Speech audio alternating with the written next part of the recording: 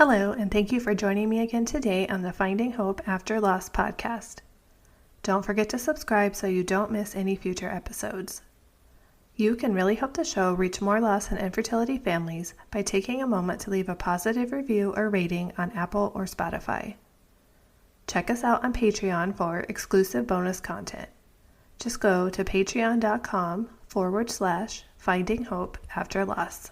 You can also check out more information about the episode in the show notes at journeyforjasmine.com. In this episode, Texas State Representative Mihaela Plesa joins us to discuss House Bill 37, Everly's Law, a groundbreaking step in baby loss legislation. This law ensures trauma-informed bereavement care and access to bereavement equipment in Texas maternity wards, which gives grieving families the respect they deserve. We talk about how this bill became law, the personal stories behind it, and why Texas is the first state to launch a statewide bereavement grant program. Hello, everyone. Today I am here with the Texas State Representative Mihaela Plesa. Thank you so much for joining us today. Thank you so much for having me. I know that you have been doing a lot of work to help with bereaved families. So do you want to talk a little bit about that?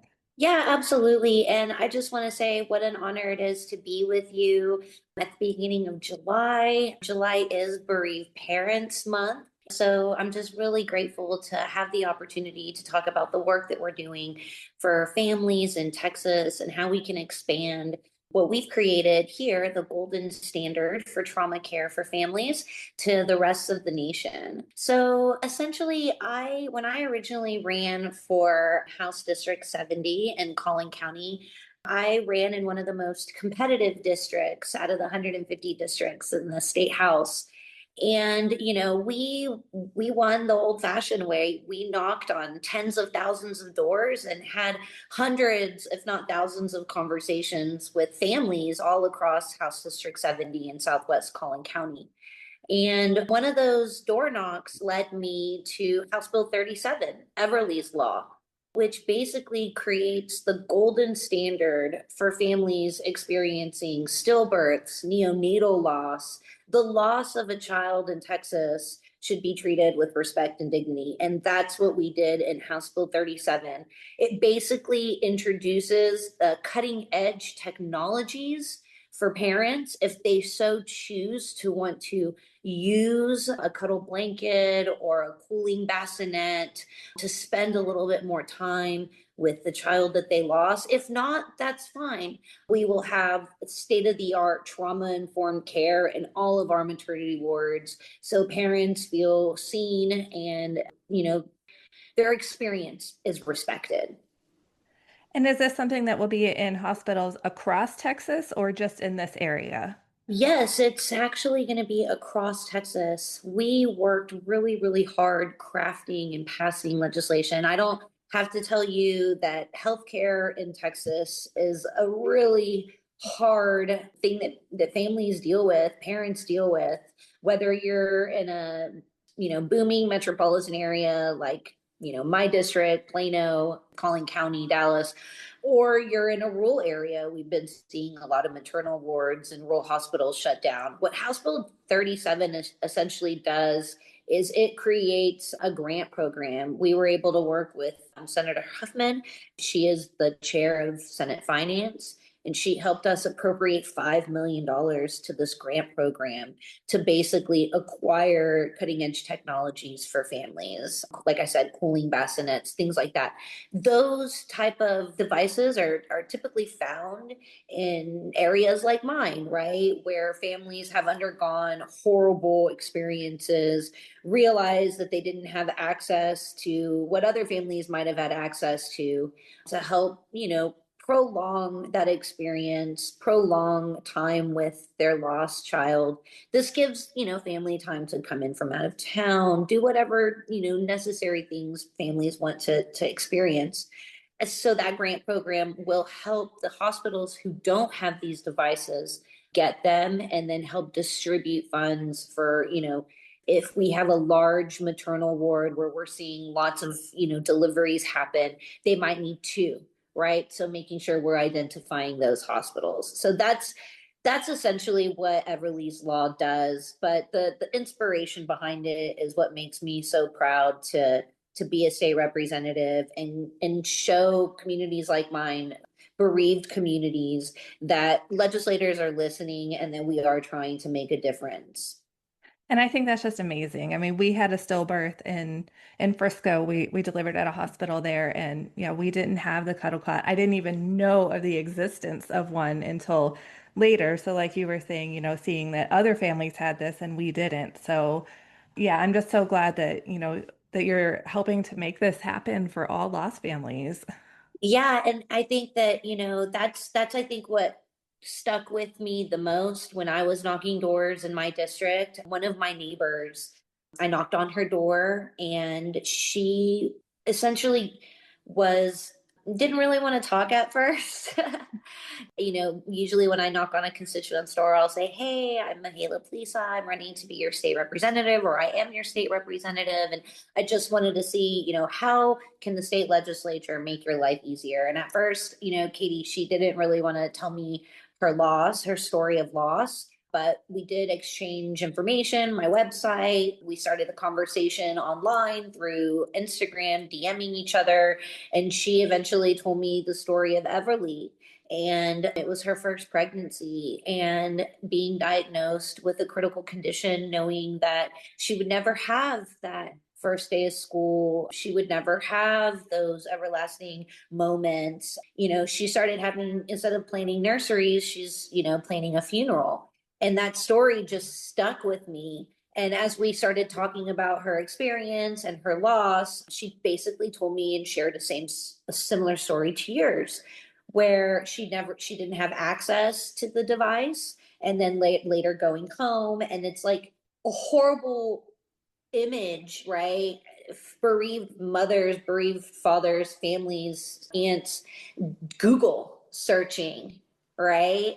And discovering a community, discovering these new technologies, discovering access to trauma care that might not have been available, or that you never even thought was trauma care and was part of the grieving experience, right? And so her and I talking about this, I mean, this was back in 2022. I was first elected and went into the legislative session in 23. That, Texas legislative sessions only happen for 140 days every 2 years. So state representatives are elected only for 2 years, and we go back, and campaign. And as a as a Democrat in a minority party, my freshman year, I started the conversation of bereavement care for families experiencing loss, stillbirths, neonatal losses. But I think it was, I'm a freshman, people didn't know me. And so it literally took, coming back, speaking to all the stakeholders, the Senate, the governor's office, healthcare plans, rural hospitals,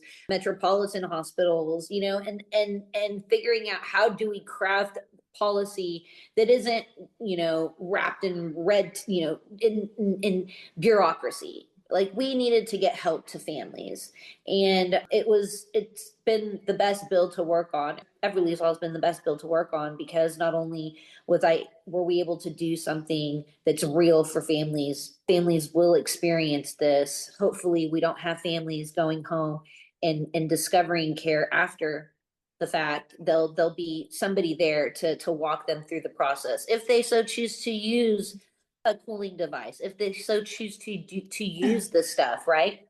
This is not going to be mandatory. This is completely optional. We're just making sure that stories like yours, stories like Katie's, don't continue to happen in the eighth largest economy in the world, in Texas, right? We should be setting the standards for this type of care. So that's how the bill basically came about. Just knocking on doors, talking to constituents, hearing stories like yours, doing a lot of research, talking to families that did have access to these cooling devices, did have more time to grieve with their child, were able to cast their feet, or take photos, have ceremonial rituals that, are important to some families.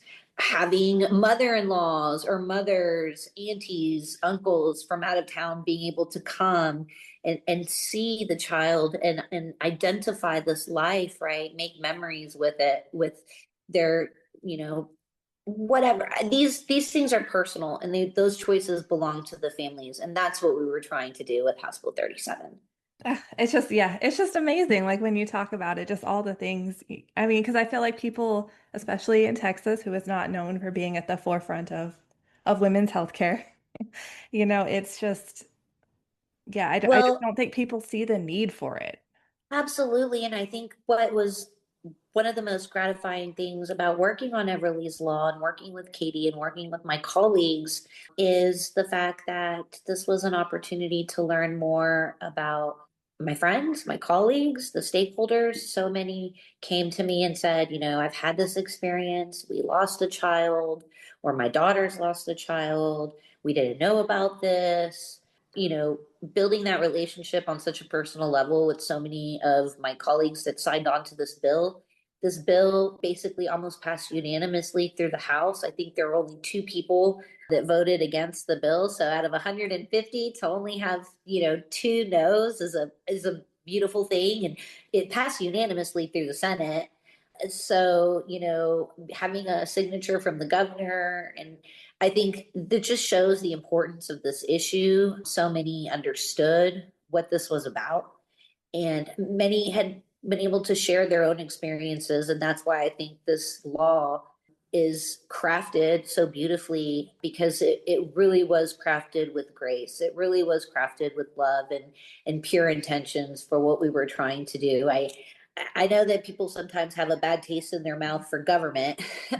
And I know that sometimes people think that politicians are just out to, profit for themselves. But it was such a beautiful I've worked on some great bills. I was a staffer before I was a member of the House. And so I've had the opportunity to work on some really great bills, from helping Gold Star widows, right, access property tax relief, which was, one of the most honorable things that think I've ever worked on as well. But to really have all the stakeholders at the table and figuring out how to make this policy the most effective, right, was truly, truly a blessing. I don't know, it was just so great to see, the rural hospitals and the healthcare plans and HHSC and dishes and the chair people of these super important committees, right, around the table. And we went, sentence by sentence of the bill, reading it, making sure that it did what it's supposed to do, and that it wasn't burdensome on hospitals that right now are just needing as much assistance as possible. Making sure that, a lot of this stuff is through charitable donations, right? It's making sure that we're helping those organizations that are already doing so much of this work on the ground. So many communities that have already come together and we're kind of doing all this stuff, making sure government doesn't get in the way of that, but that we're assisting and we're helping them identify where the need is, right? That we're getting the data all in one spot. And there's a web page available. If people want to go to my social media sites, they can see all the information about the web page, how they can get involved, how they can donate to the grant program. We have $5 million. That's a lot of money for what we're doing. I mean, the devices are relatively inexpensive for medical devices. So I'm just super excited because, you know, we get to go home and we get to tell constituents, hey, that thing that happened to you, government is trying to help it never happen to anybody else again. And I mean, it's just the ultimate example of you listening and following through and, making something happen based on what somebody told you, which I think is amazing, especially as you said, being, newer to the representatives and everything. Yeah, I think that once again, that's why community conversations are so important. I think a lot of times people say like, oh, I wrote this letter and I never heard anything back, or that's, when I spoke to the governor's office about the importance of this bill, what I wanted him to understand is that this bill isn't just about getting care to families in need. This is literally came from me knocking a door and having a conversation with my neighbor. And that neighbor has been able to tell their neighbors and their community that their state representatives, their governor actually listened to them and did something about something that affected them personally. And that's something that I think we've been losing when we talk about politics. It's become so partisan. We're constantly attacking each other.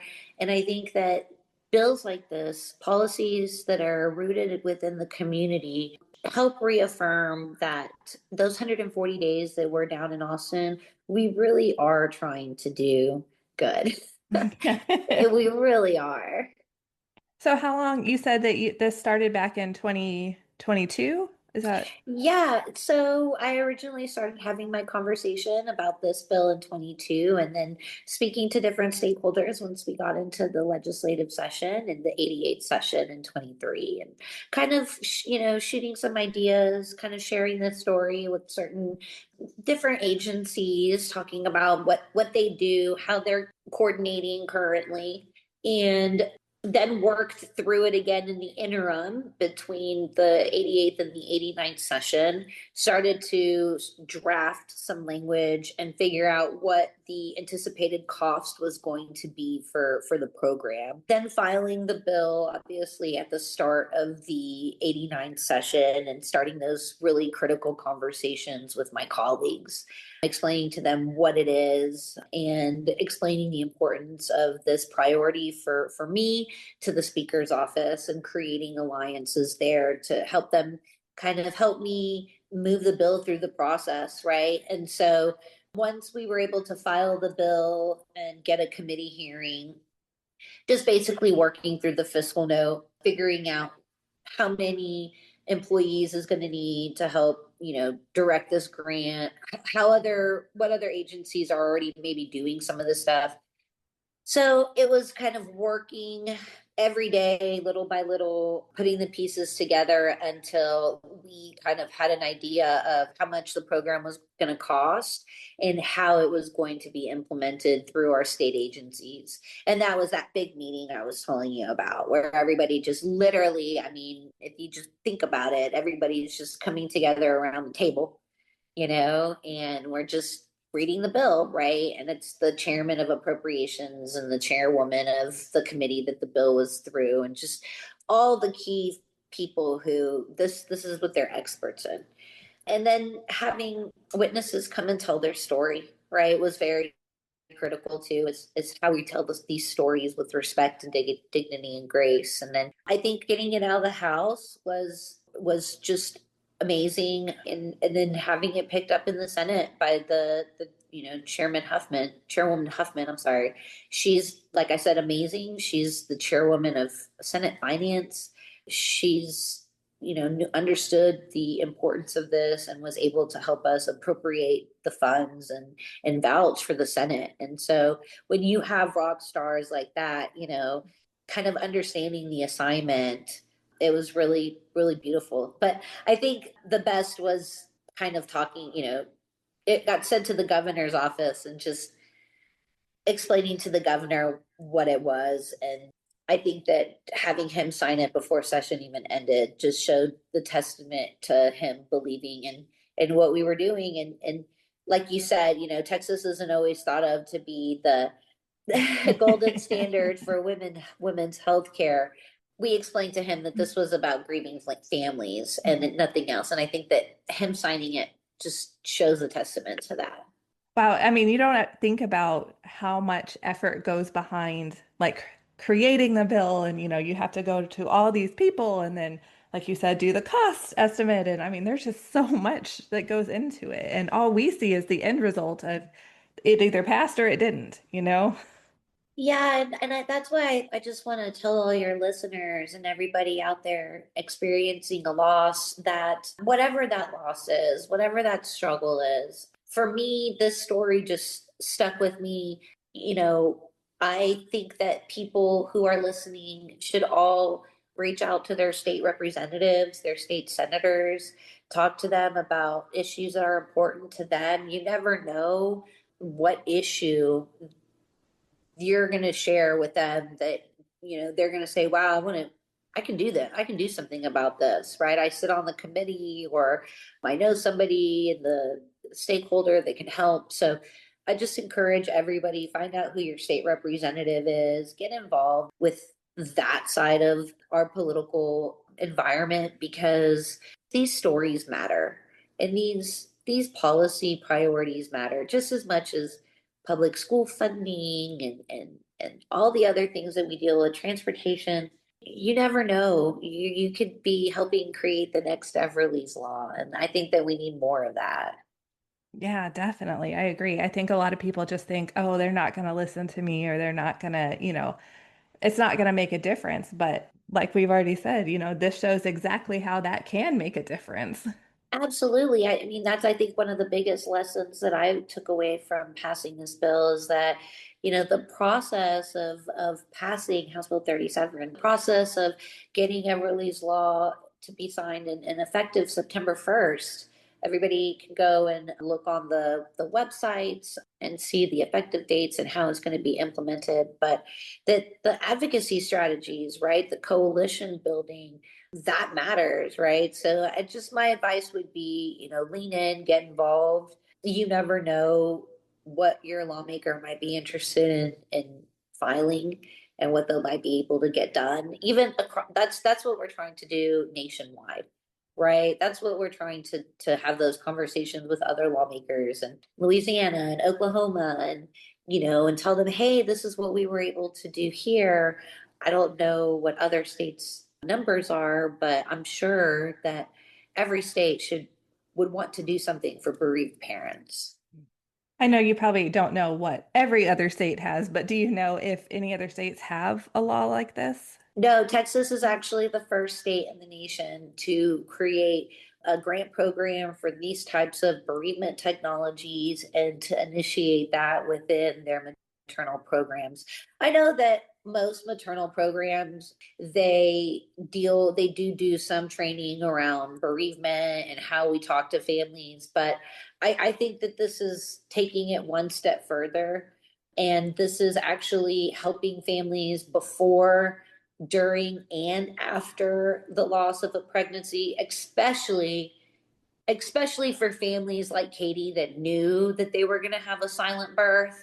That that immediate interaction with them and helping them navigate that trauma is really, really important in the overall healing process. So early interactions with families dealing with loss of a child is critical. And so that's what this is going to do. This is going to introduce something to the family so that they can already start the grieving process in a way that's more trauma informed, right? So have hospitals mostly been receptive to this? Yeah, I think that that's another thing that's been really great about it, is that a lot of hospitals knew about these types of technologies. They might have had the technology in their hospital. The stories we'd heard were hospitals had them, but might not have like understood them, known how to use them. Maybe somebody had like donated one, right? And it was just sitting in a closet somewhere. So I think that this is going to help kind of relieve that. That's not going to be happening anymore, right? We're not going to be having these kind of in a closet somewhere, and people not really knowing how to introduce them or how to use them. People will be trained on them. All this will be for free. So be trained on how to introduce them, how to maintain them, so we don't have situations where families get interrupted by beeping or things like that, right? So that's basically going to help families who do have them, but their experience might not be what we want. So there are different categories, right, of stories that we heard. Families that didn't have access to any bereavement standard care, right? Families that might have had some access, but they were grateful for that, but it might have needed to be better, right? And then families who had it, and where the facilities were trained and where the facilities knew the purpose of how to engage in all different types of levels, right, with families. And that's where we want to get all hospitals, that if you have a maternal ward, we want to get them all to that level. So it basically sets the standard for all hospitals need to be doing it like this so that every parent in Texas that goes through this has access to the same. Yeah, and they can ask questions. They can say, "Hey, do you have a cuddle cot or a cuddle blanket? Do you have any kind of bereavement?" Whatever, right? They should have access to religious needs. They should have access to, if you want photographer, if you want whatever it is, they should know how to get you the items and things that you need. And it should never be our families are going home and they're doing a Google search and it's like, why wasn't I offered this device? Why wasn't I offered this access to care? I deserve this. My child deserved this. My family deserved this time.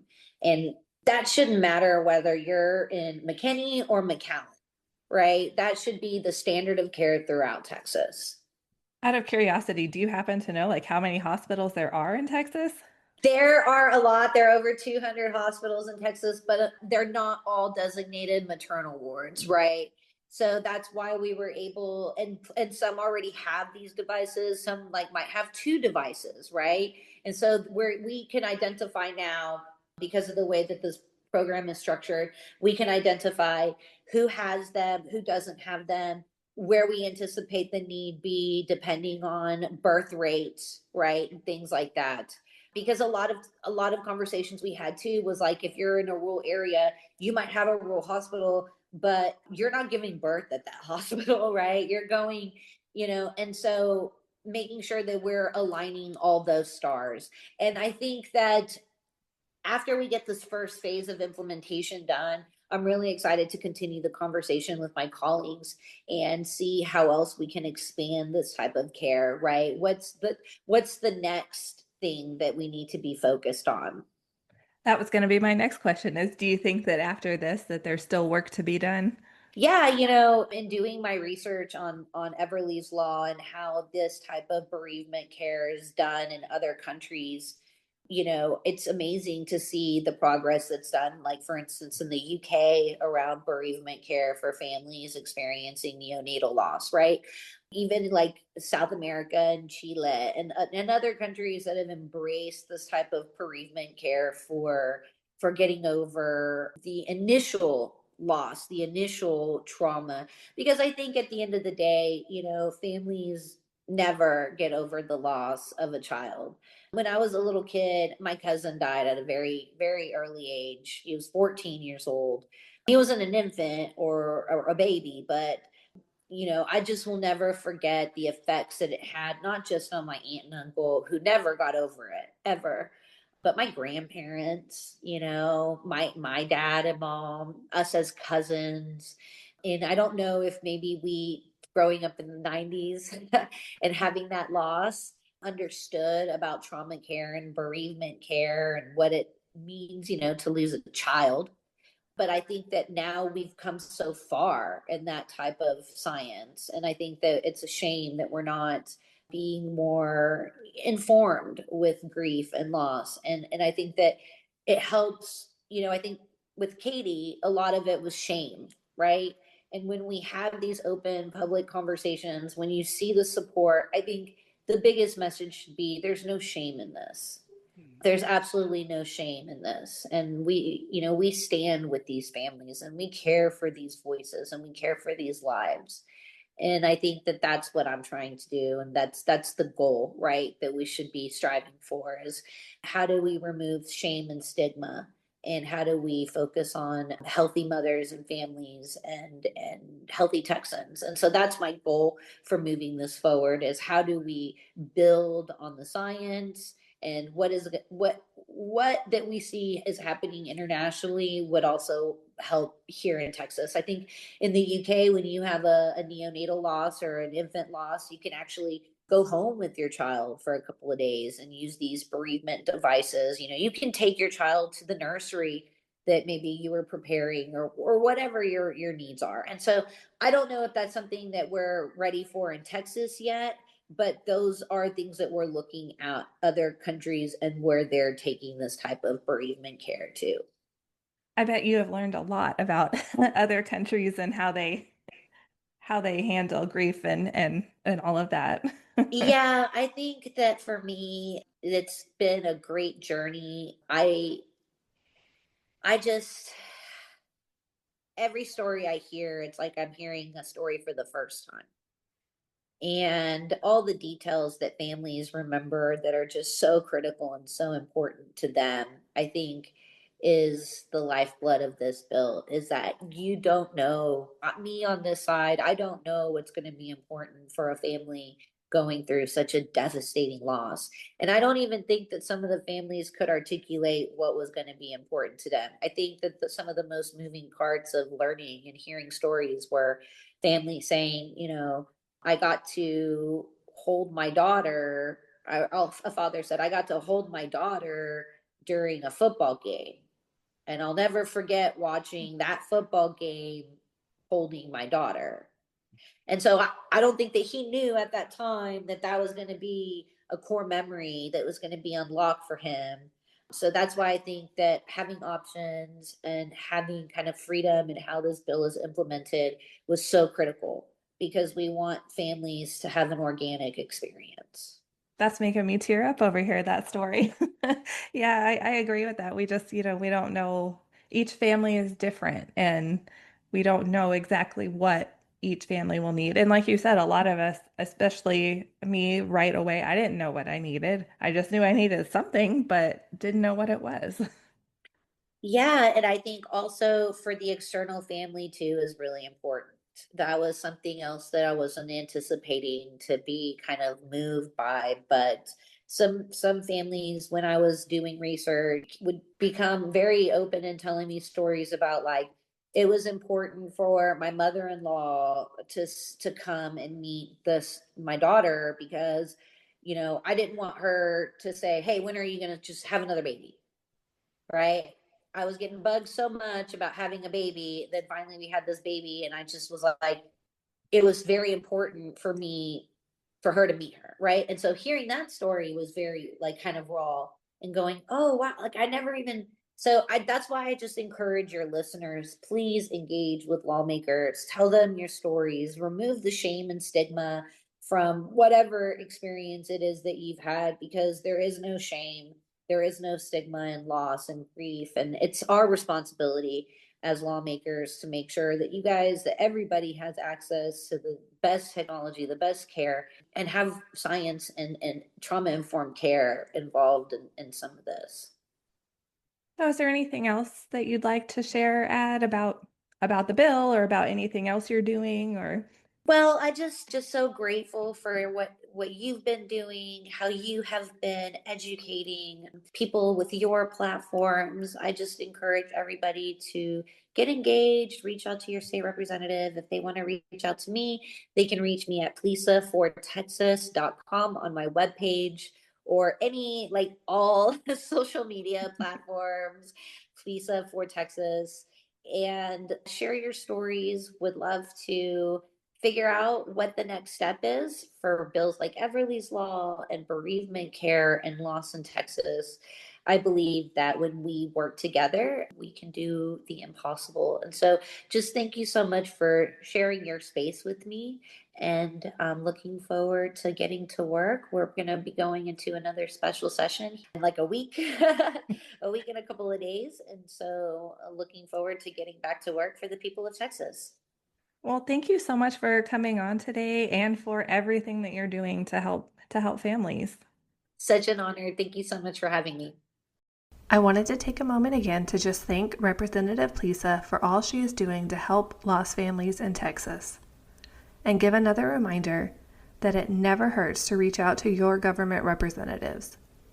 You truly never know if your story will be the next one to inspire something like Everly's Law. Don't forget to subscribe so you don't miss any future episodes. If you like the show, please take a moment to leave a positive review or rating on Apple or Spotify. Thank you so much for tuning in, and remember, we are all in this together.